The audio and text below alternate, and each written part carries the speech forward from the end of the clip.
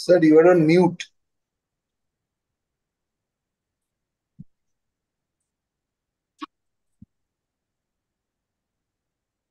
Sir, you are on mute.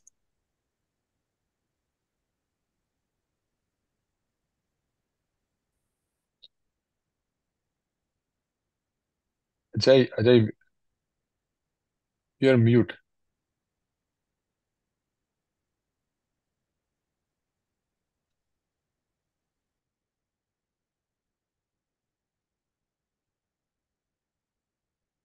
नहीं, अभी भी आवाज नहीं आ रही सर।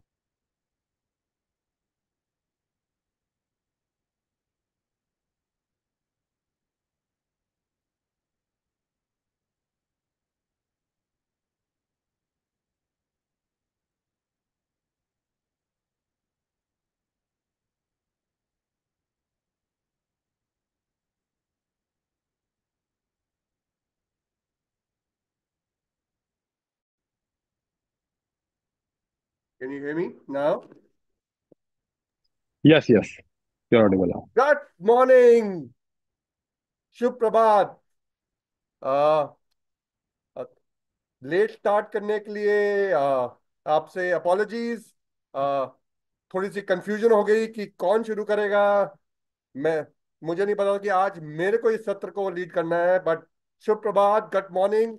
आशा रखता हूं कि पिछले कई दिनों की जर्नी आपके लिए बहुत बहुत अच्छी रही है, और आपकी मॉर्निंग की जो शुरुआत है वो दमदार, जोरदार, खुशियों से भरी हुई है। इतनी नई सीख हमें मिल रही है जो हमारे को एक बहुत बड़े और बेहतर बिजनेस बिल्ड करने में मदद करने वाली है। और आप दोनों हाथों से इस मौके को ग्रैब कर रहे हैं और इंश्योर कर रहे हैं, रोज सुबह अपना प्रोटीन फाइबर रिच शेक ले रहे हैं, अपना डेली ले रहे हैं, ओमेगा ले रहे हैं, और अपने ग्रुप में पोस्ट कर रहे हैं, क्योंकि 21 दिन के बाद ये आप अपनी कम्युनिटी में लेके जाने वाले हैं, और साथ में अपनी एक्सरसाइज कर रहे हैं, अपना ग्रैटिट्यूड और ऑप्टिमिज्म रख रहे हैं, अपनी सारी वो चीजें कर रहे हैं जो आपको करनी है in the morning toward building अ बड़ा और बेहतर बिजनेस। काफी सारी जानकारी हमें मिली है, और कल भी हमें बहुत सारी जानकारी मिली कि हमने कैसे कॉम्प्लेक्स कार्ब्स को अपनी जिंदगी में इंप्रेस करना है। कैसे हमने फाइबर, फाइबर एक ऐसी चीज है जिसको हम जानते नहीं, पहचानते नहीं, बट इतना इंपॉर्टेंट इंग्रेडिएंट है। तो प्रोटीन के साथ फाइबर हर रोज सुबह आपकी जिंदगी को बदल डालेगा। आप आजीवन भर आपको हेल्थी बनाने की तरफ उस पाथ पे ले जाएगा, और केवल आपको नहीं, पूरे भारत को साथ में लेके जाना है, इसी एनर्जी के साथ, इसी जोश के साथ, इसी मॉर्निंग के साथ। हर देश में अब गुड मॉर्निंग नहीं होने वाला, गट मॉर्निंग होने वाला है। इसी के साथ मैं अब इनवाइट करना चाहूंगा डॉक्टर श्याम को। ज्यादा समय नहीं लेना चाहूंगा क्योंकि ऑलरेडी हम थोड़ा लेट चल रहे हैं। Doctor Shyam, straight from California. हमारे डॉक्टर श्याम, मैं कह सकता हूँ कि हमारे दिल, हमारे दिमाग पे बसे हुए हैं, और वो जो हमें जानकारी दे रहे हैं हमारे जीवन को बदल रहे हो। मैं उनको हर रोज उठकर प्रणाम करता हूँ, उनको याद करता हूँ, क्योंकि उन्होंने मेरी जिंदगी में इतना बदलाव लाए हैं जिसके कारण मैं आज 11 साल बॉडी एज यंगर हूँ। आप सब भी ये अचीव कर सकते हैं इस प्रोग्राम के माध्यम के through. Doctor Shyam, over to you. Thank you Ajay, and good morning to Ajay, to you and सबको मेरे तरफ से। आज मेरा एक स्पेशल डे है क्योंकि मैंने पहली बार मेरा बेटियां आज उनके डिनर साढ़े पाँच को खाने लगी। तो मैंने पूछा उनसे क्यों। वो मुझे बता रही है कि हम आपके क्रोनो न्यूट्रिशन के बारे में सुन रहे थे, इसके लिए हमें भी जरा दिलचस्प आ गया कि हम भी जरा जल्दी खाना खा लो। तो मैंने तो मुझे तो जरा शौक हुए क्योंकि मेरा टॉपिक भी आज वही है। क्या है कि हिंदी में बोलते हैं कि समय सीमित भोजन एक एक क्रोनो न्यूट्रिशन के साथ बहुत क्लोजली संबंध है, क्लोजली कनेक्टेड है। बोलते हैं समय सीमित भोजन, टाइम रिस्ट्रिक्टेड ईटिंग। तो ये है। तो इसके बारे में मैं जरा बात करूंगा, लेकिन उससे पहले आज मैं इंट्रोड्यूस करना चाहता हूँ हमारे special speaker today. One of my best scientist, हमारे एक बढ़िया साइंटिस्ट हैं एमए इंडिया में। उनके नाम है डॉक्टर निकिता मेहरा। और वो पीएचडी किए हुए हैं जमी हमदर्द से। और बहुत बहुत शानदार साइंटिस्ट है। तो मैं बहुत खुश हूँ कि वो आज हमारे साथ है। विटामिन और मिनरल्स हमारे बॉडी क्लॉक के रिलेशनशिप क्या है वो आपको बताएगी। लेकिन जब before doctor Nikita comes on board, मैं आपसे एक स्टोरी बताता हूँ। एक क्लिनिकल स्टडी किया था लखनऊ में, किंग जॉर्ज मेडिकल यूनिवर्सिटी, आपको पता होगा। बहुत फेमस है king George medical university Lucknow में। तो इसके स्टडी के बारे में बताऊंगा। तो ये स्टडी टाइप 2 डायबिटीज को मैनेज करने और हमारे ओवरऑल हेल्थ और वेलबींग को ट्रांसफॉर्म करने का एक स्टडी था। तो सोचिए, एक सिंपल पर पावरफुल चेंज के साथ आप अपने हेल्थ को कंट्रोल कर सकते हैं। तो ये स्टडी मैंने बताया किंग जॉर्ज मेडिकल यूनिवर्सिटी में हुई थी। उसमें 400, सोच ली, 400 इंडिविजुअल्स, बंदे शामिल थे, जो सभी टाइप 2 डायबिटीज का सामना कर रहे थे। ये 400, ये लोग एक जर्नी पर निकले।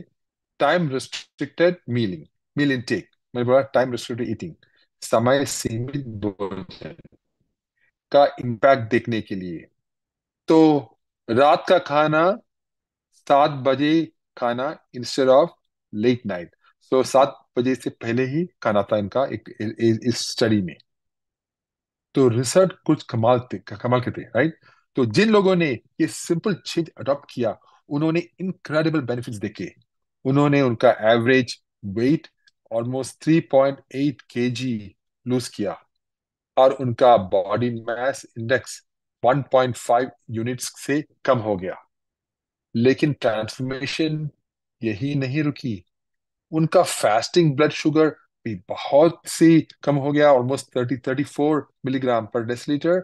और उनका पोस्ट प्रैंडियल ब्लड शुगर, जो खाने के बाद है, उनका उसका ब्लड शुगर भी बहुत सारे कम हो गए। और उनका HbA1c, सबको पता होगा HbA1c, वो है हमारा क्रिटिकल मार्कर, वो 1.37 यूनिट से गिर गए। 1.37 यूनिट से गिर गए।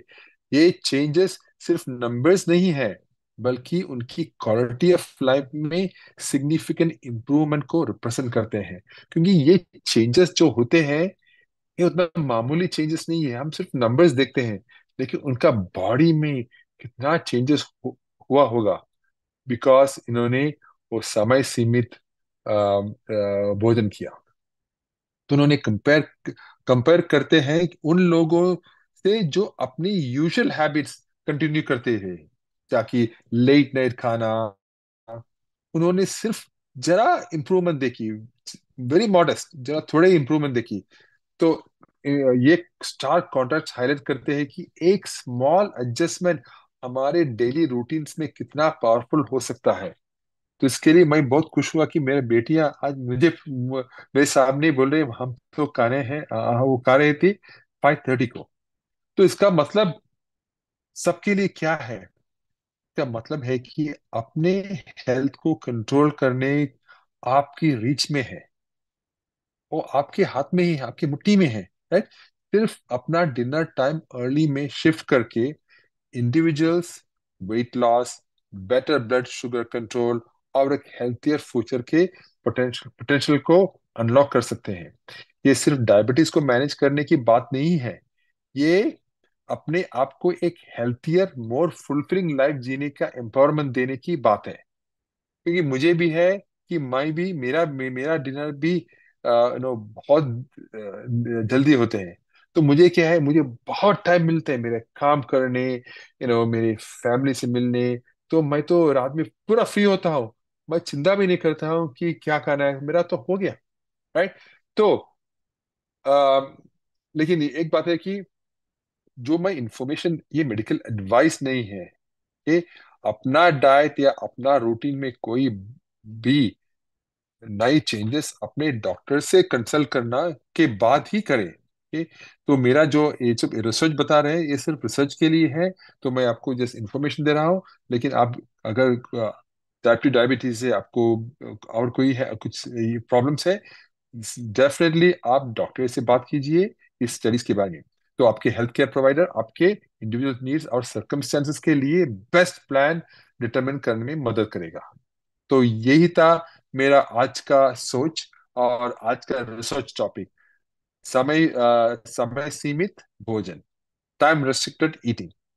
इसके बारे में बहुत सारे रिसर्च है, दुनिया में रिसर्चर्स ने बहुत सारी स्टडीज किए हैं। सब स्टडीज दिखाते हैं कि हमारे हेल्थ को कितने चेंजेस ला ला सकते हैं। तो यही था मेरा आज का सोच टीम। एंड आपके लिए शुभ morning and a great day today. And now Nikita, doctor Nikita, please, stage is yours. Thank you doctor Shyam. A very happy good morning to everyone. बहुत बहुत स्वागत है आप सबका आज इस 10वें दिन में मॉर्निंग न्यूट्रिशन सेशन में। तो जैसा कि श्याम सर ने हमें बताया कि हमें क्यों जल्दी और टाइम पर खाना चाहिए, क्यों हमारा बॉडी क्लॉक के हिसाब से चलना जरूरी है, तो उसी को ध्यान में रखते हुए आज हम अपना आज का जो ज्ञान है उसको शुरू करते हैं, जो कि होगा माइक्रो न्यूट्रिएंट्स के बारे में। तो माइक्रो न्यूट्रिएंट्स क्या होते हैं? माइक्रो माइक्रो न्यूट्रिएंट से हम समझते हैं कि वो पोषण तत्व जो हमें बहुत कम मात्रा में चाहिए होते हैं। कम मात्रा में जरूर चाहिए, पर वो बहुत जरूरी होते हैं। और दूसरा सवाल जो आज का रहेगा वो ये है कि हमें सुबह ही क्यों लेने हैं। ठीक है, तो ये दो चीजें हैं जो हम आज समझेंगे। तो पहला तो ये कि हमें माइक्रो न्यूट्रिएंट्स मतलब सूक्ष्म पोषण जो है वो हमें चाहिए, जिससे कि हमारी शारीरिक और मानसिक जो स्थिति है वो अच्छी बनी रहे, ओवरऑल हेल्थ जो है हमारी वो अच्छी रहे। तो अब ये माइक्रो न्यूट्रिएंट्स होते क्या है? तो माइक्रो का मतलब है छोटा, कम मात्रा में चाहिए, और न्यूट्रिएंट्स मतलब पोषण तत्व। तो माइक्रो न्यूट्रिएंट्स क्या हुए? वो पोषण तत्व जिनको हमें कम मात्रा में लेना है पर लेना बहुत जरूरी है। तो ये दो तरीके के होते हैं, एक होता है वाइटामिन और एक होते हैं हमारे मिनरल्स। अब वाइटामिन भी अगर हम समझे तो वो आगे दो तरीके के होते हैं। कुछ ऐसे होते हैं जो फैट में सॉल्युबल होते हैं हमारी बॉडी में, और एक कुछ होते हैं जो पानी में इजीली सॉल्युबल हो जाते हैं। पर मिनरल्स जो होते हैं वो जनरली हमारी बॉडी में जाकर घुलते नहीं है। पर इन विटामिन्स एंड मिनरल्स का बहुत ही एक महत्वपूर्ण रोल है हमारी बॉडी के अंदर। तो अगर हम बात करें वाटर सॉल्युबल विटामिन्स की, तो इसमें कौन से विटामिन्स आते हैं? इसमें होते हैं हमारे जैसे कि सारे विटामिन बी जो हमें ऊर्जा देते हैं हमारे शरीर को, या बायोटिन या विटामिन सी। तो ये सभी प्रकार के जो हमारे विटामिन हैं ये वाटर सॉल्युबल होते हैं, और ये इजीली हमारी बॉडी के अंदर पानी में सॉल्युबल हो जाते हैं। पर यही अगर हम बात करें फैट सॉल्युबल विटामिन की, तो ये होते हैं 4 विटामिन, जिसे आप इजीली डेक के नाम से याद रख सकते हैं। Vitamin D, vitamin A, vitamin के एंड विटामिन ई। तो ये जो विटामिन होते हैं ये हमारे होते हैं फैट सॉल्युबल विटामिन। अब इसके बाद अगर हम बात करें कि मिनरल्स क्या होते हैं। अब मिनरल्स हमें अर्थ में तो मिलते हैं, हमें मिनरल्स अर्थ में मिलते हैं, पर कुछ मिनरल्स ऐसे होते हैं जो हमारी बॉडी के लिए बहुत ज्यादा जरूरी है।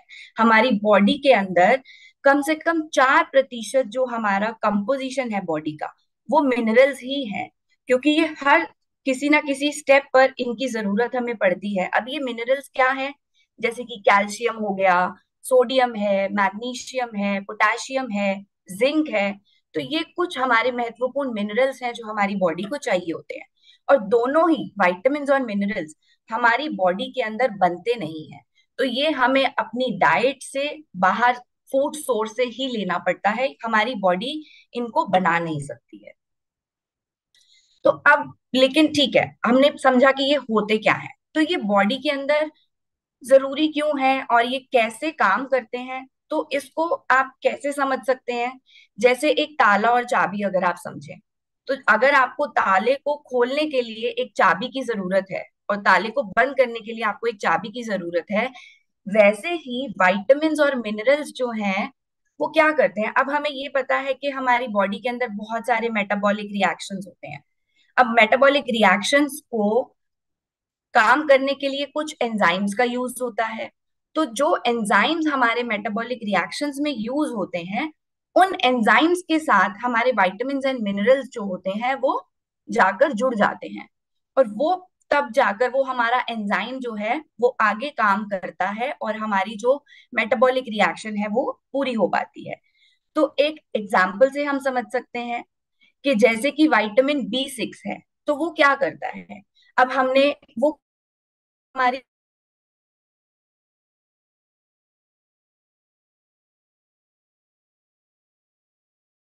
छोटे छोटे टुकड़ों में, तो वैसे ही हमें प्रोटीन को बॉडी के अंदर पूरा उसका वैल्यू एब्जॉर्ब करने के लिए हमें क्या करना होगा, प्रोटीन को छोटे छोटे टुकड़ों में तोड़ना होगा।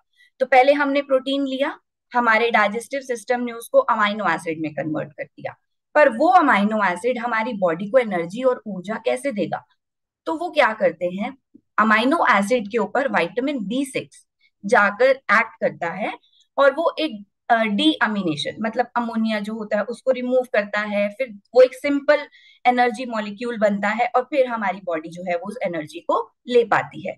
तो ये हुआ कि कैसे विटामिन B6 जो है वो प्रोटीन को एब्जॉर्ब करने में हेल्प करता है। ऐसे ही अगर हम एक और चीज समझे कि हमें पता है कि हमारी बॉडी में जो रेड ब्लड सेल्स बनते हैं या जो हमारी बॉडी में हीमोग्लोबिन बनता है, उसके लिए आयरन बहुत ही ज्यादा जरूरी होता है। तो आयरन क्या करता है, आयरन जाता है, वो हमारा हीम नाम का एक मॉलिक्यूल होता है जिसको बनाता है, और उस हीम से फिर वो ऑक्सीजन के साथ बाइंड करके हीमोग्लोबिन बनता है, और फिर हमारे रेड ब्लड सेल्स बनते हैं जिससे कि हमारी बॉडी के अंदर एक प्रॉपर ब्लड फ्लो होता है। तो ये कुछ एग्जाम्पल्स हैं जिससे हम ये देख रहे हैं कि विटामिन्स एंड मिनरल्स जो हैं वो भले ही छोटी मात्रा में चाहिए हो, पर ये बहुत ही जरूरी होते हैं। तो अब क्या करते हैं, ये क्यों जरूरी है। विटामिन्स जो हैं, बहुत सारे विटामिन्स होते हैं, और ये हमारे देखने की जो रोशनी है उसको बढ़ाते हैं। हमारी बॉडी में जो बॉडी की पैथोजन से लड़ने की शक्ति है, हमारी इम्यूनिटी है, उसको बूस्ट करते हैं, उसको बढ़ाते हैं। हमारी अच्छी स्किन की हेल्थ के लिए बहुत जरूरी है। हमारे जो ब्रेन फंक्शनिंग के लिए जो या हमारी नसें हैं उनके अच्छे से काम करने के लिए भी हमें विटामिन की जरूरत होती है। हमें बोन हेल्थ के लिए विटामिन की जरूरत है, और ये एंटीऑक्सीडेंट्स की तरह भी काम करते हैं। अब एंटीऑक्सीडेंट्स क्या करते हैं, बॉडी में जो भी अगर कोई ऑक्सीडेशन होता है, ऑक्सीडेशन से क्या होता है, फ्री रेडिकल्स बनते हैं जो कि हमारी बॉडी के लिए नुकसानदायक होते हैं। तो विटामिन जो होते हैं उन फ्री रेडिकल्स को रिमूव करते हैं और हमारी बॉडी को हेल्दी रखते हैं। और इसके साथ साथ जैसे हमने अभी समझा कि ये मेटाबॉलिक प्रोसेसेस जो होते हैं बॉडी में उनको चलाने में मदद करते हैं। विटामिन के साथ साथ मिनरल भी उतने ही जरूरी हैं, क्योंकि ये भी हमारे जो जैसे हार्ट बीट है उसको रेगुलेट करने के लिए, हमारे बोन्स को बनाने के लिए, हमारा जो ऑक्सीजन ट्रांसपोर्ट है उसमें मदद करता है, हमारी बॉडी के जो फ्लूइड बैलेंस है उसको बनाने में भी मदद करता है। उसके साथ साथ ये हमारे डीएनए को बनाने में भी मदद करता है। तो विटामिन और मिनरल्स जो है वो हमारी बॉडी के लिए बहुत ही ज्यादा जरूरी है। तो अब क्या है, अगर हमें अच्छी हेल्थ चाहिए तो हमें क्या करना होगा, हमें सही मात्रा में विटामिन A लेने की जरूरत है। अगर हमें अच्छी बोन्स चाहिए तो हमारी बॉडी के अंदर विटामिन D और मिनरल्स जैसे कि मैग्नीशियम, कैल्शियम, विटामिन K, ये सब होने बहुत जरूरी हैं। अच्छी स्किन के लिए हमें विटामिन E, विटामिन C बहुत जरूरी है। विटामिन C हमें इम्यूनिटी बनाने में बहुत मदद करता है, साथ के साथ जिंक एंड सेलेनियम भी। अगर हमें नर्व हेल्थ अच्छी चाहिए तो हमें सारे विटामिन B लेने चाहिए। हमें अच्छे अगर बाल चाहिए तो हमारी बॉडी में बायोटिन की कमी नहीं होनी चाहिए। जैसे अभी हमने समझा आयरन बहुत जरूरी है हमारे अच्छे ब्लड के लिए, रेड ब्लड सेल्स के लिए। तो ऐसे ही हमें ये अलग अलग विटामिन जो हैं और मिनरल्स हैं वो हमारे अलग अलग बॉडी के प्रॉपर फंक्शनिंग के लिए बहुत ज्यादा जरूरी है। तो अब क्या होगा, अगर आपकी बॉडी में इन पोषण तत्वों की मात्रा पूरी नहीं है, कमी है, तो क्या होगा, और ये लंबे समय तक रहती है, तो आपकी नजर कमजोर हो जाएगी, आपको धुंधला दिखने लगेगा। आपके अगर ब्रेन फंक्शनिंग प्रॉपर नहीं हो रही है तो आपकी मेमोरी पुअर रहेगी, आपकी याद करने की क्षमता जो है वो कम हो जाएगी। अब अगर आपकी नर्व्स में, आपके मसल में वो ताकत नहीं है तो आपके मसल वीकनेस होने लगेगी। क्योंकि आपको अपने बैलेंस डाइट के साथ साथ ये ध्यान रखना है कि आपको वो सारे पोषण तत्व सही मात्रा में मिल रहे हैं जिससे कि आप मसल बिल्डिंग कर सकें। अगर आपको सही मात्रा में पोषण नहीं है तो आपको वो मेंटल क्लैरिटी नहीं रहेगा, आपको कंफ्यूजन रहेगा। और कभी कभी सही पोषण ना होने की वजह से भी हमारे को भूख नहीं लगती है, तो हमारी एपेटाइट कम हो जाती है जिससे कि हम और ज्यादा डिजीज प्रोन की ओर बढ़ते हैं। और इसके साथ साथ हमें बॉडी के अंदर थकान बहुत महसूस होती है, हमारी बॉडी में एनर्जी नहीं रहती है, और अगर ये लंबे समय तक रहता है तो डिप्रेशन भी हो सकता है। तो अब सवाल ये है कि आपको ये माइक्रो न्यूट्रिएंट्स मिल कहाँ से सकते हैं, कहाँ से लेने हैं आपको ये पोषण तत्व। तो अगर हम बात करें विटामिन की, जैसे कि विटामिन ए, सारे विटामिन बी हैं, सी, डी, ई, के, ए, ये कहाँ से मिलेंगे। तो अगर आपको विटामिन ए सही मात्रा में चाहिए तो आपको हरी सब्जियां खानी चाहिए। आपको ऑरेंज एंड येलो वेजिटेबल्स जैसे कि कैरेट है, स्वीट पोटैटो है, पंपकिन है, इन सब में विटामिन ए की मात्रा बहुत अच्छी होती है। और अगर हम विटामिन डी चाहिए आपको तो आपको विटामिन डी मिलेगा जैसे कि सालमन हो गया, या कॉड लिवर ऑयल है, या फिर हमारे फोर्टिफाइड सीरियल्स होते हैं इनसे। और अगर आपको विटामिन ई चाहिए तो आपको नट्स से, या आपको पीनट से, सनफ्लावर सीड्स हैं, एवोकाडो है, ये सब विटामिन ई में बहुत अच्छे होते हैं। ऐसे ही विटामिन के भी आपको हरी सब्जियों से, ब्रोकली से, स्प्राउट्स, कैबेज, ये सब लेने चाहिए। विटामिन सी के लिए सभी प्रकार के सिट्रस फ्रूट्स, चाहे वो ऑरेंज हो, लेमन हो, स्ट्रॉबेरीज, टोमेटोज, ये सब विटामिन सी में बहुत अच्छी मात्रा होती है। विटामिन बी, बी 1 जो है वो हमें मिलता है जैसे कि फिश से मिलेगा, या मटर है, या हमारे एनरिच सीरियल्स हैं। यहीं अगर हम बात करें विटामिन बी 2 की, तो वो हमें मिल्क से मिल सकता है, चीज है, या एग्स है, इन सब से हमें विटामिन बी 2 मिलता है। विटामिन बी 3 जो है वो भी हमें मीट सोर्सेज से, या सीरियल से, या नट्स या सीड से मिलता है। ऐसे ही बी 6 भी हमें सीरियल्स एंड नट्स से मिलता है। और वैसे ही हमें वाइट जो बी 7 है वो हमें एवोकाडोज में, अगर हम वेजिटेरियन सोर्स देखें, और अगर नॉन वेज सोर्स देखें तो सालमन में बी 7 बहुत अच्छी मात्रा में है। ऐसे ही फॉलिक एसिड हरी सब्जियों में, और ब्रोकली में, बीन्स में, पीनट्स में बहुत ज्यादा होता है। और बी 12 के लिए हमें फिश, एग्स, डेयरी प्रोडक्ट्स, ये सब लेने चाहिए जो कि बी 12 को हमारे बॉडी के अंदर न्यूट्रिएंट्स पहुंचा पाए। तो ये सभी विटामिन सोर्स हमें अपनी डाइट के अंदर इंक्लूड करने चाहिए। और यही हम बात करें मिनरल्स की, तो जैसे कि कैल्शियम, कैल्शियम हमें पता है कि बोन और टीथ के लिए बहुत जरूरी है, तो वो हम मिल्क से ले सकते हैं, या हरी सब्जियों से ले सकते हैं जिनमें कैल्शियम बहुत अच्छी मात्रा में होता है। हमें क्लोराइड की जरूरत है क्योंकि वो हमारे जो स्टमक के अंदर एसिड होता है उसको बनाने में हेल्प करता है, वो हम अपने नमक से ले सकते हैं। मैग्नीशियम है वो भी हम नट्स से ले सकते हैं। ऐसे ही फास्फोरस भी हमें बहुत सारे नट्स से मिलता है जो कि हमारे सेल मेम्ब्रेन के फंक्शन में हेल्प करता है। पोटेशियम हमें बनाना से मिल सकता है, जो दालें हैं उनसे मिल सकता है, ये हमारा बॉडी फ्लूइड और ब्लड प्रेशर को रेगुलेट करने में हेल्प करता है। और पोटेशियम के साथ साथ सोडियम भी हमारा ब्लड प्रेशर और बॉडी फ्लूइड को मेंटेन करने के लिए जरूरी होता है। ये भी हम हमारे सॉल्ट या वेजिटेबल जूसेस जो होते हैं उनसे ले सकते हैं। अब ये हमें पता चला कि ये विटामिन्स और मिनरल्स हमें लेने चाहिए, पर ये सब पता होने के बावजूद स्टडीज ने ये देखा कि 10 लोगों में से कम 8 लोग ऐसे हैं इंडिया में जो माइक्रो न्यूट्रिएंट डेफिशिएंट हैं। मतलब लगभग 80% लोग जो हैं उनमें इन पोषण तत्वों की मात्रा जरूरी जितनी होनी चाहिए वो नहीं है। और ये बात हुई हमने अगर ओवरऑल देखा, और इसके साथ साथ अगर हम सिर्फ और सिर्फ विमेन पॉपुलेशन को देखते हैं, औरतों में ये पाया गया कि विटामिन डी लगभग 70 से 90% महिलाओं में विटामिन डी की कमी है। आयरन जो है लगभग 50% लोग औरतों में कमी है। कैल्शियम, विटामिन ए, आयोडीन, ये कुछ हमारे बहुत ही जरूरी पोषण तत्व हैं जो हमारी इंडिया की औरतें जो हैं, जो महिलाएं हैं, उनमें इन पोषण तत्वों की मात्रा भरपूर नहीं है जो होनी चाहिए एक अच्छी बॉडी के लिए।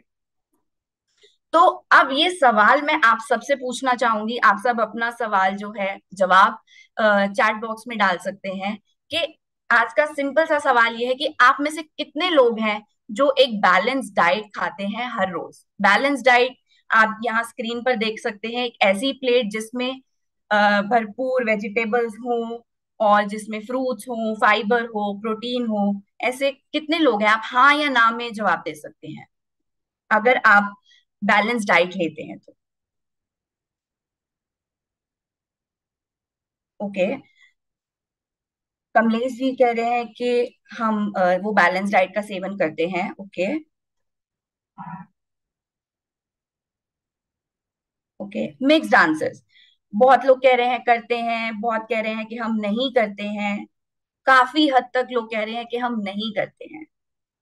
ओके, तो अगर आप बैलेंस डाइट का सेवन नहीं कर रहे हैं तो क्या हो रहा है, और अगर आप कर भी रहे हैं तो भी क्या आपको वो पोषण तत्व जो आपकी बॉडी को चाहिए वो मिल पा रहे हैं?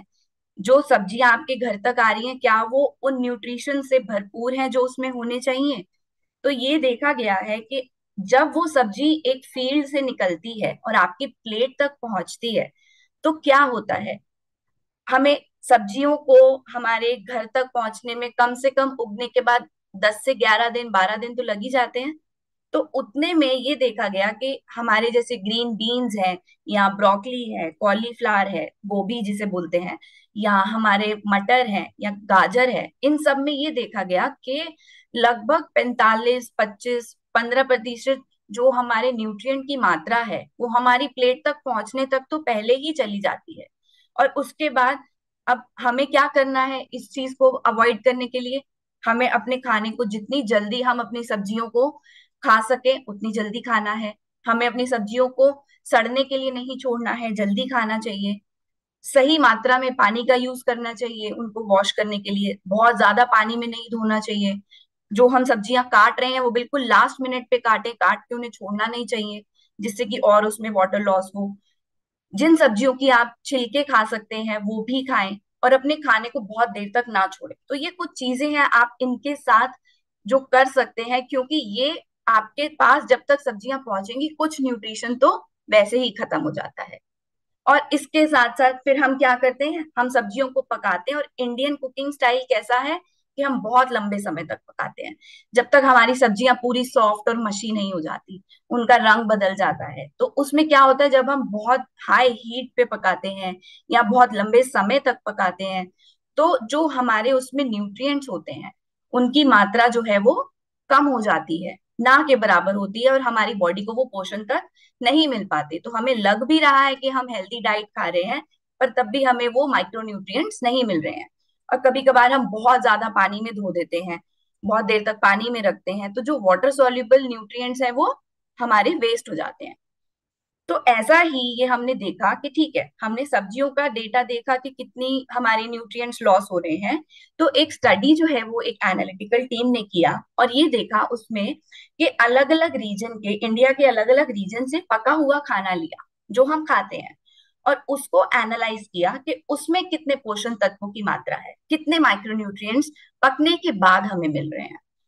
और सरप्राइजिंगली हमें लगा कि ये बैलेंस डाइट है, और हमने 2000 कैलोरी डाइट का एक स्टैंडर्ड डाइट लिया, उसको ऑब्जर्व किया और ये देखा कि जो भी हमारे न्यूट्रिएंट्स थे उसमें से लगभग हमारे जो 54% माइक्रो न्यूट्रिएंट्स थे, वो माइक्रोन्यूट्रिएंट्स कौन से, विटामिन एंड मिनरल्स, उनकी मात्रा जो है वो बहुत ही कम थी। जितनी हमारी बॉडी को चाहिए, जो आरडीए वैल्यू है जिसमें हमें ये माइक्रोन्यूट्रिएंट्स चाहिए होते हैं, वो हमें नहीं मिले, वो उसकी मात्रा उनसे कम थी। और जो हमें न्यूट्रिएंट ज्यादा मिले, 46% कुछ न्यूट्रिएंट्स ऐसे थे जो हमें ज्यादा मात्रा में मिले, वो क्या थे, केवल मैक्रो न्यूट्रिएंट्स, मतलब फैट्स एंड कार्बोहाइड्रेट्स। तो उस डाइट में हमें फैट और कार्बोहाइड्रेट जितना हमारी बॉडी को चाहिए उससे ज्यादा था, पर जो माइक्रो न्यूट्रिएंट्स हमारी बॉडी को चाहिए जैसे कि वाइटामिन एंड मिनरल्स, ये सब जितने हमें चाहिए उससे बहुत ही कम मात्रा में थे। तो इसका मतलब क्या हुआ कि अगर हम डाइट खा भी रहे हैं बैलेंस डाइट, तो हमें वो जो पोषण तत्व चाहिए बॉडी को वो नहीं मिल पा रहे हैं। तो अब क्या रीजन है हमें पोषण तत्व नहीं मिल पा रहे हैं? एक तो हमारा अनहेल्दी लाइफस्टाइल जो हो गया है, हमारे ईटिंग पैटर्न्स ठीक नहीं है, कभी कभी लोग बहुत रिस्ट्रिक्टिव डाइट खाते हैं, उस वजह से उनको न्यूट्रिशन नहीं मिल पाता है। हमारे क्रॉप्स जो हमारे पास पहुंच रहे हैं वो उनमें न्यूट्रिशन वैल्यू नहीं है। इसके साथ साथ हमारे कुकिंग स्टाइल जो है वो भी ठीक नहीं है। इसकी वजह से इन सभी कारणों को मिलाकर अगर हम देखें तो माइक्रो न्यूट्रिएंट्स हमारी बॉडी को डाइट के थ्रू नहीं मिल पा रहे हैं। और अगर हम अच्छा रॉ वेजिटेबल भी खाएं या अच्छे तरीके से पकाकर भी खाएं तो भी आपको पता है कि आपको जितना विटामिन ए आपकी बॉडी को चाहिए होगा, अगर सिर्फ आप स्ट्रॉबेरी से विटामिन ए लेंगे तो आपको कम से कम 233 स्ट्रॉबेरीज खानी पड़ेगी। अगर आपको विटामिन सी जितना बॉडी को चाहिए तो आपको कम से कम 16 कप पंपकिन का खाना पड़ेगा। तो अब अगर आपको बायोटिन चाहिए अपनी बॉडी के लिए तो आपको कम से कम 21 बनानास खाने पड़ेंगे। तो क्या आपके लिए ये पॉसिबल है इतना सारा खाना जिससे कि आपकी रोज की जो विटामिन की और मिनरल्स की जो क्वांटिटी है वो पूरी हो पाए, आपको जो सही मात्रा में एक बैलेंस्ड पोषण तत्व मिले? थोड़ा मुश्किल है। तो अब ये बताइए कि कितने लोग हैं जो हमारा इतना सारा खाना खा सकते हैं इन माइक्रो न्यूट्रिएंट्स की नीड को पूरा करने के लिए? बहुत ही कम, ना के बराबर होंगे लोग जो खाते होंगे। कुछ होंगे जो खाते होंगे बट बहुत ही कम। तो अब आप लोगों से ये सवाल है मेरा, आप अपने आंसर्स चैट बॉक्स में डाल सकते हैं कि माइक्रो न्यूट्रिएंट जो गैप है जो हमें डाइट से नहीं मिल पा रहा है उसको हम पूरा कैसे कर सकते हैं, किस तरीके से हम अपने इस गैप को पूरा करें जिससे कि हमारी बॉडी को जो रोज का विटामिन और मिनरल चाहिए वो मिल पाए।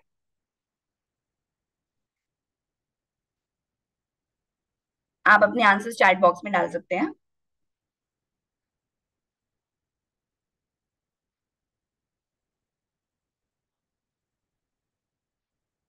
Exactly exactly. तो आंसर्स आने शुरू हैं कि कुछ ऐसे प्रोडक्ट लें जिससे कि हमें माइक्रो न्यूट्रिएंट्स जो हैं वो पूरे मिलने चालू हो जाएं, राइट?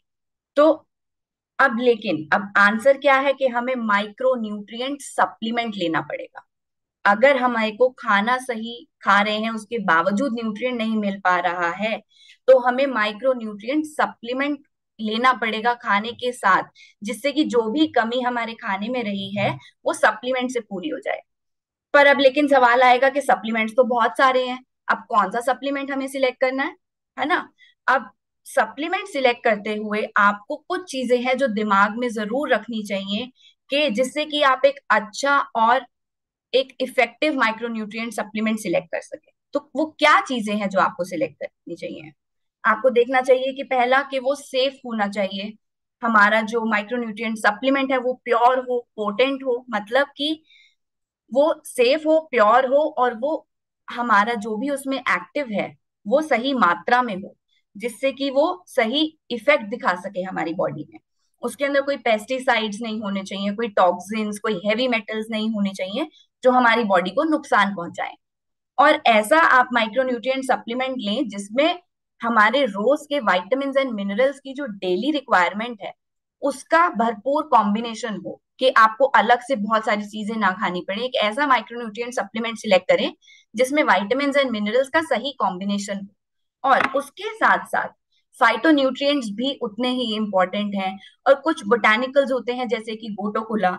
तो इन सबके बहुत अच्छे फायदे हैं। अगर आपको कोई एक ऐसा माइक्रोन्यूट्रिएंट सप्लीमेंट मिलता है जो आपको ये सब प्रोवाइड करता है तो वही वैसा ही माइक्रोन्यूट्रिएंट सप्लीमेंट आपको सिलेक्ट करना चाहिए। पर ये सब बातों को ध्यान में रखते हुए एक बहुत जरूरी चीज है जो आपको ध्यान में रखनी चाहिए कि आपका माइक्रोन्यूट्रिएंट सप्लीमेंट जो है वो उसके अंदर ये क्षमता होनी चाहिए कि जो भी माइक्रोन्यूट्रिएंट उस प्रोडक्ट में हो वो हमें सही एब्जॉर्प्शन साइट पर जाकर पहुंचाए। मतलब अब ऐसा क्यों है कि अब माइक्रोन्यूट्रिएंट्स बहुत सारे हैं हमारे, अलग अलग प्रकार के विटामिन हैं, अलग अलग तरीके के मिनरल्स हैं। तो हमारी बॉडी के अंदर भी जो हमारा डाइजेस्टिव सिस्टम है उसके अलग अलग एब्जॉर्प्शन साइट्स होते हैं। जैसे कि हम यहाँ देख सकते हैं कि अब हम कोई भी खाना खाते हैं हमें 2 से 3 घंटे तो हमारा जो ट्रांजिट टाइम है वो रहता है। स्टमक में जाएगा पहले, स्टमक से फिर इंटेस्टाइन में जाएगा, तो कुछ डाइजेशन हमारा स्टमक में शुरू होता है और फिर इंटेस्टाइन में जाता है। तो जो स्टमक में है कुछ हमारे ऐसे विटामिन एंड मिनरल्स होते हैं जो स्टमक में एब्जॉर्ब होते हैं, कुछ हमारे विटामिन एंड मिनरल्स होते हैं जो इंटेस्टाइन में होते हैं।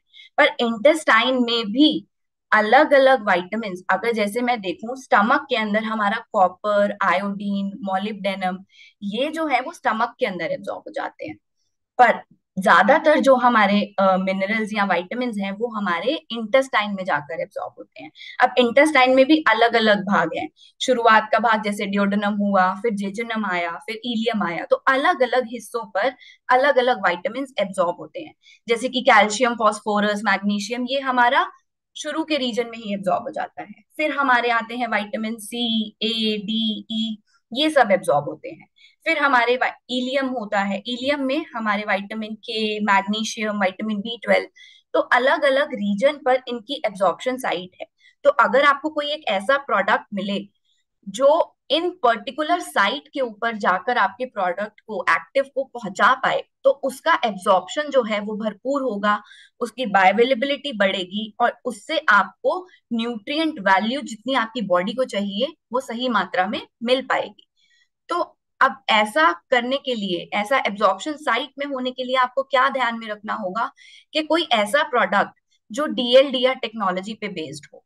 जिसे डीएलडीआर का क्या मतलब है? डुअल लेयर डिलेड रिलीज, मतलब कि हम कुछ इस तरीके से प्रोडक्ट को बनाएं कि कुछ एक्टिव जैसे कि हमारा कैल्शियम, मैग्नीशियम है, वो स्टमक में ही रिलीज हो जाए, और कुछ ऐसा हमारे लेयर हो उस प्रोडक्ट में जो कि सिर्फ और सिर्फ इंटेस्टाइन में रिलीज हो, और इंटेस्टाइन में भी इस तरीके से रिलीज हो कि वो उसके एब्जॉर्प्शन साइट पर पहुंचा पाए। तो ये कुछ चीजें हैं जो हमें ध्यान में रखनी चाहिए एक माइक्रो न्यूट्रिएंट सप्लीमेंट सिलेक्ट करते टाइम। और अब बात आती है कि समय की बात करें। अब हमने ये देखा कि माइक्रो न्यूट्रिएंट्स जो हैं वो हमें डाइट से पूरे नहीं मिल पा रहे हैं, वो गैप है, हमें माइक्रो न्यूट्रिएंट सप्लीमेंट लेना चाहिए। सप्लीमेंट कैसा होना चाहिए हमने ये समझा, पर लेकिन अब उसको किस समय पर लें? तो स्टडीज ने ये दिखाया कि जनरली अगर आप अपना ब्रेकफास्ट स्किप करते हैं, तो एक 240 सब्जेक्ट्स के ऊपर ये स्टडी की गई, उनको 3 महीने का डाइटरी इंस्ट्रक्शन दिया गया और उनको 9 महीने का एक मेंटेनेंस फेज में रखा गया, और फिर उनको देखा कि क्या हो रहा है। तो जो लोग ब्रेकफास्ट स्किप कर रहे थे उनमें ये देखा गया कि थायमिन, फोलेट, नियासिन, इन सब की मात्रा जो थी विटामिन की, उनकी बॉडी के अंदर बहुत ही कम पाई गई जो ब्रेकफास्ट ले रहे थे उनसे। ऐसा ही एक और स्टडी था जो national health and nutrition examination ने सर्वे किया। उन्होंने 18,900 लोगों से ज्यादा लोगों पर ये सर्वे किया, और एक 8 साल की ड्यूरेशन में। और उन्होंने ये देखा कि जो लोग ब्रेकफास्ट खा रहे हैं उनमें vitamin A, D, C, calcium, potassium, folate, इन सब की मात्रा जो थी वो कंपैरेटिवली ज्यादा थी एज कंपेयर टू जो ब्रेकफास्ट नहीं खा रहे हैं, रिलेटिवली ज्यादा थी। पर और इसके साथ साथ एक और स्टडी थी जिसमें 8,174 लोगों के ऊपर की गई, और उसमें ये देखा गया कि जो लोग ब्रेकफास्ट कर रहे हैं उनके जो पूरी बॉडी का ओवरऑल एनर्जी, जो उनको ऊर्जा मिल रही है, वो केवल सिर्फ ब्रेकफास्ट से ही मिलती है। पर अब ये मात्रा उनमें ज्यादा तो पाई गई, पर क्या वो उतनी थी जितनी हमारी बॉडी को चाहिए? तो ये एक स्टडी देखी गई, उसमें 2 स्टडीज और देखी गई जिसमें क्या किया उन्होंने, ब्रेकफास्ट के साथ साथ उन्होंने सप्लीमेंटेशन भी देना शुरू किया। तो उन्होंने क्या किया, मल्टीविटामिन सप्लीमेंट दिए। 58 लोगों के ऊपर ये स्टडी की गई और डिफरेंट एज ग्रुप के थे। 1 महीने तक ये ऑब्जर्व किया और फिर उसके बाद उन लोगों को एनालाइज किया कि क्या इंप्रूवमेंट हो रहा है अगर वो अपने ब्रेकफास्ट के साथ साथ माइक्रोन्यूट्रिएंट सप्लीमेंट लेते हैं। तो उसमें ये देखा गया कि जो लोग सप्लीमेंट्स ले रहे थे तो उनमें जो विटामिन B6, B12 की मात्रा जो थी उनके ब्लड में वो बढ़ गई, और इसके साथ साथ जो मूड स्विंग्स होते हैं, जो डिप्रेशन है या जो न्यूरोनल प्रॉब्लम्स होती हैं, वो सब जो है वो बहुत ही कम देखी गई उन लोगों में जिन्होंने ब्रेकफास्ट के साथ सप्लीमेंट्स लिए, क्योंकि उनके अंदर माइक्रोन्यूट्रिएंट्स की मात्रा जो थी वो उनको भरपूर मिल पा रही थी। इसके साथ साथ एक और स्टडी थी जिसमें उन्होंने 80 लोगों पर एक ऐसा स्टडी किया जो एक हेल्दी डाइट ले रहे थे। उसके साथ साथ उन्होंने उनको 8 वीक तक, 8 हफ्तों तक, मतलब 2 महीने तक उन्होंने मल्टीविटामिन दिए, और फिर उनको देखा डिफरेंट डिफरेंट वाइटामिन के उनके बढ़े या नहीं बढ़े, तो सिग्निफिकेंट इंक्रीज देखा गया। जो विटामिन डी के लेवल थे, या folate, vitamin B12, vitamin C, riboflavin coefficient, जो एक्टिविटी कोफिशिएंट था, ये सब जो उनकी इम्प्रूवमेंट देखी गई उन लोगों में जिन्होंने सप्लीमेंट्स लिए ब्रेकफास्ट के साथ। तो ये स्टडीज सपोर्ट करती हैं कि जो ये गैप हमें डाइट से रहता है, उसे हम अपने माइक्रोन्यूट्रिएंट सप्लीमेंट से पूरा करें। और इसके साथ साथ अब मॉर्निंग में ही क्यों लें? मॉर्निंग में इसलिए लें क्योंकि हमारी जो बॉडी की क्लॉक है, अगर हम सही समय पे खाते हैं, ये हमने अभी तक समझा है, अब तक हम ये समझ चुके हैं कि हमारी बॉडी क्लॉक कैसे चलती है। अगर हम सही समय पर उठ रहे हैं, सही समय पर खा रहे हैं, तो हमारा गट जो माइक्रोबायोम है वो हेल्दी रहता है। उसके साथ साथ हमारा जो ओवरऑल जेनेटिक हेल्थ है, या जो हमारे मेटाबॉलिक प्रोसेस है, वो सही तरीके से काम करते हैं। तो अगर हम सही समय पर उसको माइक्रोन्यूट्रिएंट्स पहुंचाएंगे, तो ये जो प्रक्रिया है हमारी बॉडी की, वो सही तरीके से चलती रहेगी। पर यही अगर हम नहीं खाते हैं न्यूट्रिएंट्स को हमारे बॉडी क्लॉक के हिसाब से, और हम अनहेल्दी डाइट लेते हैं, हम समय से सो भी नहीं रहे हैं, तो उससे क्या होगा? हमारी बॉडी में जेनेटिक ऑल्टरेशंस होंगे, हमारा जो गट माइक्रोबायोम बैलेंस है वो डिसबैलेंस हो जाएगा। तो अब जैसे ही आप कैसे समझ सकते हैं कि हमारा अगर कोई एक म्यूजिकल नोट है, कोई भी बीच में से एक म्यूजिकल नोट अगर हिल जाता है तो पूरी रिदम बिगड़ जाती है म्यूजिक की। तो ऐसा ही हमारी बॉडी के साथ है, अगर सही समय पर कुछ चीजें नहीं मिलेंगी तो हमारी बॉडी के जो मेटाबॉलिक प्रोसेसेस हैं वो ऑल्टर होने लगेंगे, और लंबे समय तक अगर ये होता है तो हमें प्रॉब्लम्स हो सकती हैं। तो हमें उन्हें सही समय पर, मॉर्निंग टाइम पर लेना जरूरी है। तो अब समय पर क्यों लेना है? एक तो पहली बात कि माइक्रोन्यूट्रिएंट्स हमें एनर्जी बनाने में हेल्प करते हैं, ये हमारे अच्छे इम्यून सिस्टम को बनाने में हेल्प करते हैं। अब आप एक रात में एक लंबे, हमें पता है कि रात में बॉडी जो है वो एक रिपेयर मोड में जाती है ना? जब बॉडी रिपेयर मोड में जाती है, और आपने, अगर आप बॉडी क्लॉक फॉलो कर रहे हैं, आप सही समय पे डिनर कर रहे हैं, तो एक लंबा गैप आ जाता है। तो हमारी बॉडी जो है उसमें माइक्रोन्यूट्रिएंट्स की मात्रा जो है वो कम है, उतनी नहीं है जितनी उसमें होनी चाहिए। तो इसलिए मॉर्निंग में लेने से हमें बहुत ज्यादा फायदे हैं, कि अगर हम उसको सुबह लेंगे तो जो हमारी बॉडी में इनएडिक्वेट अमाउंट है, मतलब जो कमी है विटामिन एंड मिनरल्स की सुबह के समय, वो पूरी हो जाएगी, और हम अपना दिन जो है वो बहुत ही अच्छे और एनर्जेटिक वे में स्टार्ट कर सकते हैं। तो उससे हमारी ओवरऑल हेल्थ, हमारी मेमोरी, हमारी बोन, आई हेल्थ, स्किन हेल्थ सब अच्छी रहेगी। तो सही पोषण तत्वों का होना, सही समय पर होना बहुत ज्यादा जरूरी है। तो अब क्या टिप्स हैं, कैसे आप इन माइक्रोन्यूट्रिएंट्स को अपने डेली डाइट में इंक्लूड कर सकते हैं? पहला, कि आप एक अच्छा हेल्दी डाइट लें, और दूसरा, आप ये इंश्योर करें कि आप अच्छी क्वालिटी का फूड ले रहे हैं, जो आप क्रॉप्स ले रहे हैं वो पोषण से भरपूर है, उसमें न्यूट्रिएंट लॉस कम हो। आप अच्छे कुकिंग मेथड्स अडॉप्ट करें, बहुत लंबे समय तक बहुत ज्यादा हीट पर खाने को ना पकाएं, और इसके साथ साथ तब भी जो गैप रह जाता है उसको पूरा करने के लिए आप एक हाई क्वालिटी का माइक्रोन्यूट्रिएंट सप्लीमेंट लें, और उन बातों को जरूर ध्यान में रखें जो मैंने आपको अभी शेयर की है। तो इसी के साथ हम अपनी एक हेल्दी हैबिट जो है वो आज अडॉप्ट करेंगे। वो क्या है? कि हम ये सब इंश्योर करेंगे कि हम अपना ब्रेकफास्ट जो है वो पोषण से भरपूर हो, न्यूट्रिएंट पैक्ड ब्रेकफास्ट लेंगे, और हम कोशिश करेंगे कि हम एक रेनबो खाएं, मतलब हर कलर की वेजिटेबल और फ्रूट्स होने चाहिए उसमें, जिससे कि अब आप सैलेड्स खा सकते हैं, स्मूदीज बना सकते हैं, रॉ फ्रूट या रॉ वेजिटेबल्स खा सकते हैं, जैसा आपको अच्छा लगे। पर आपको ये इंश्योर करना है कि आप अलग अलग कलर के वेजिटेबल्स एंड फ्रूट्स खाएं, जिससे कि आपको सभी तरीके के विटामिन एंड मिनरल्स मिल सकें, और जो भी कमी रह जाए वो आप सप्लीमेंटेशन से पूरी करें। जो कि क्यों जरूरी है? हमने समझा है कि न्यूट्रिएंट्स पूरे भरपूर मिलेंगे, इम्यूनिटी स्ट्रांग रहेगी, डाइजेशन अच्छा होगा, ओवरऑल हेल्थ अच्छी रहेगी, मानसिक एंड शारीरिक हेल्थ जो है हमारी वो बहुत अच्छी रहेगी। तो इसी के साथ हम आज से फिर अपना शाइन एंड मंत्रा जो है, राइज एंड शाइन, वो फिर से एक बार दोहराएंगे कि हमें ये ध्यान रखना है इन इस पोषण तत्वों के ज्ञान के साथ साथ, कि हमें अपना दिन जो है वो ग्रैटिट्यूड और ऑप्टिमिज्म के साथ शुरू करना है, एक पॉजिटिव सोच के साथ शुरू करना है। हमें अपना न्यूट्रिशन लेना है पूरा हमें अपने दिन के जो इंटेंशंस हैं, कैसे हमें डे स्टार्ट करना है, वो एक सही सेट करेंगे, जिससे कि हम अच्छा एनर्जेटिक डे स्टार्ट कर सकें। हम कुछ नया सीखेंगे और इसके साथ साथ हम अपने डेली रूटीन में एक्सरसाइज जरूर करेंगे।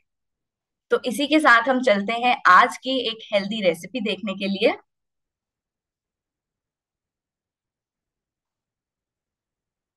आज का रेसिपी रहेगा फॉर द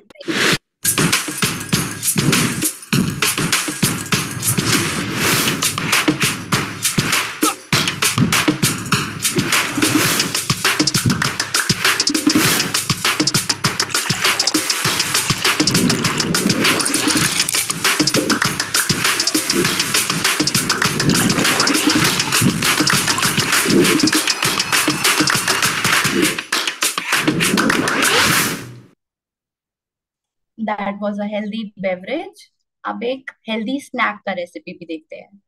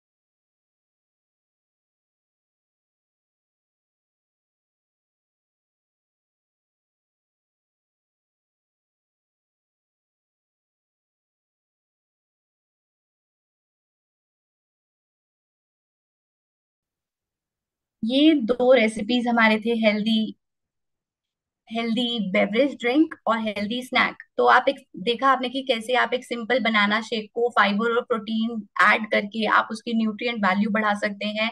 ऐसे ही आप सिंपल राइस इडली के बजाय आप मिलेट इडली बनाएं और उसके साथ साथ आप उसमें फाइबर एंड प्रोटीन ऐड करके उसकी न्यूट्रिएंट वैल्यू को बढ़ा सकते हैं। सो आप इसके साथ साथ हम चलते हैं आज के एक्सरसाइज सेशन पे।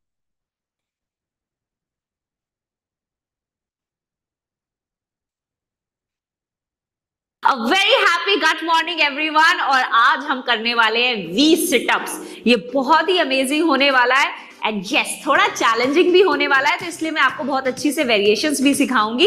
But yes let's get started with our workout in the perfect form, और उसके बाद उसका इजी फॉर्मेट और थोड़ा सा इंटेंसिव फॉर्मेट भी करेंगे। तो आइए स्टार्ट करते हैं हम अपना 20 situp workout. And as the name suggest, इसमें हम अपनी लेग्स को वी फॉर्मेट में रखेंगे, मतलब आप अपने पंजों को बाहर की तरफ खोल के रखेंगे और अपने घुटनों को भी अपने पंजों के साथ अलाइन करते हुए बाहर रखेंगे।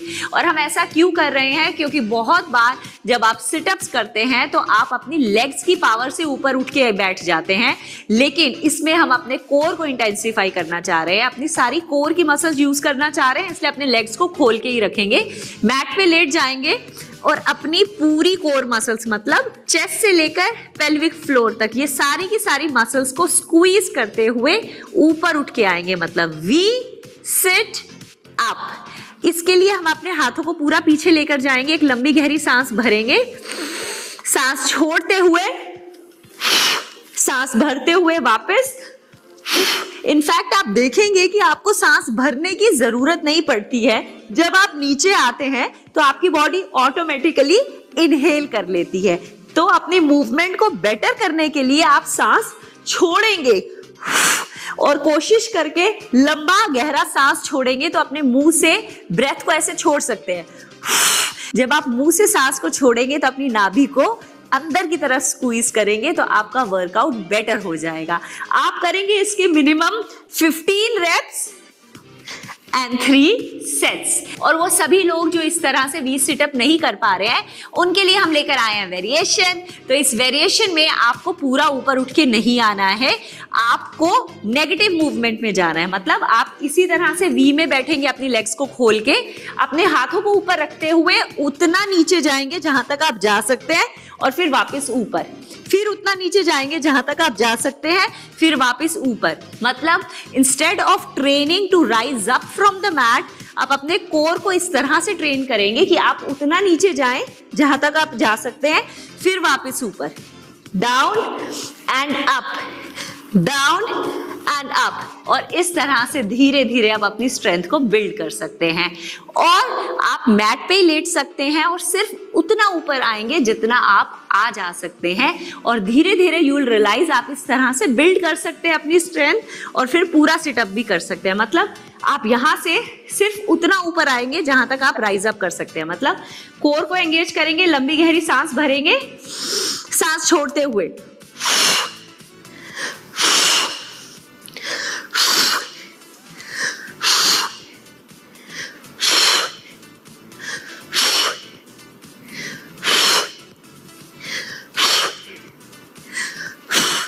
इस तरह से मिनिमम 15 रेप्स और 3 सेट्स करेंगे। रेप्स और सेट्स के नंबर में कोई डिफरेंस नहीं आएगा। और अगर हम इसी मूव को इंटेंसिफाई करने वाले हैं तो हम क्या उठाने वाले हैं अपने हाथ में? हमारा सबसे अमेजिंग फ्रेंड, वेट। इसके लिए आप किसी भी वेट को ले सकते हैं, वेट प्लेट को ले सकते हैं या डंबल को ले सकते हैं, और इनफैक्ट सिंपल वाटर बॉटल से भी स्टार्ट कर सकते हैं।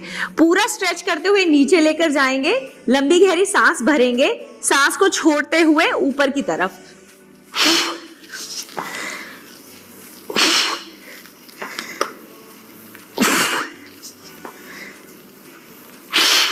आप देखिए जब मैं ऊपर की तरफ आ रही हूं तो मेरी स्पाइन बिल्कुल स्ट्रेट है। मतलब मैं अपनी स्पाइन को गोलाई में नहीं रख रही हूं। तो ध्यान रखना है कि आपकी एंगेजमेंट ऐसे होना चाहिए कि आपकी चेस्ट अच्छे से खुले, आपके शोल्डर्स अच्छे से रोल बैक रहें और आप ऊपर की तरफ आएंगे, ना कि आगे की तरफ झुकेंगे। ये पोस्चर का इन सभी वर्कआउट्स में आपको ध्यान रखना है कि पूरी एंगेजमेंट यहां पर आनी चाहिए। आपका कोई भी प्रेशर आपकी रीढ़ की हड्डी पे नहीं आएगा किसी भी मूवमेंट के दौरान। और इसी तरह से जो मूवमेंट्स हम हाफ कर रहे हैं, मतलब नेगेटिव मूवमेंट्स कर रहे हैं, उसमें भी आप वेट को हाथ में रख सकते हैं, थोड़ा नीचे जाएंगे, वापस ऊपर, थोड़ा नीचे जाएंगे, वापस ऊपर, थोड़ा नीचे जाएंगे, वापस ऊपर, थोड़ा नीचे जाएंगे, वापस ऊपर। और इसी तरह से मैट वाली मूवमेंट्स में भी जब आप नीचे हैं तो कोर को एंगेज रखते हुए ऊपर, ऊपर और वापस ऊपर। इन सभी मूव्स में हमारा ब्रेथ वर्क सेम रहेगा। जब भी आप मूव करते हुए ऊपर आ रहे हैं, आप सांस को छोड़ेंगे और अपनी नाभि को अंदर की तरफ स्क्वीज करेंगे। और अगेन वेट के साथ भी मूवमेंट्स 15 रेप्स ही रहेंगी और 3 सेट ही रहेंगे। Let's rock this. तो कैसा लग रहा है आपको ये कोर क्रशिंग वर्कआउट करके? Can you feel it in your entire core muscles? In fact आप जब ये वर्कआउट पहली बार करेंगे ना तो 1-2 दिन बाद आपको हंसते हुए, बात करते हुए और इनफैक्ट उठते और बैठते हुए अपने कोर मसल्स में अच्छा सा प्रेशर भी फील होगा, which is absolutely okay, because ये बताता है कि आपका वर्कआउट बहुत अमेजिंग रहा। So yes, keep rocking and keep challenging yourself.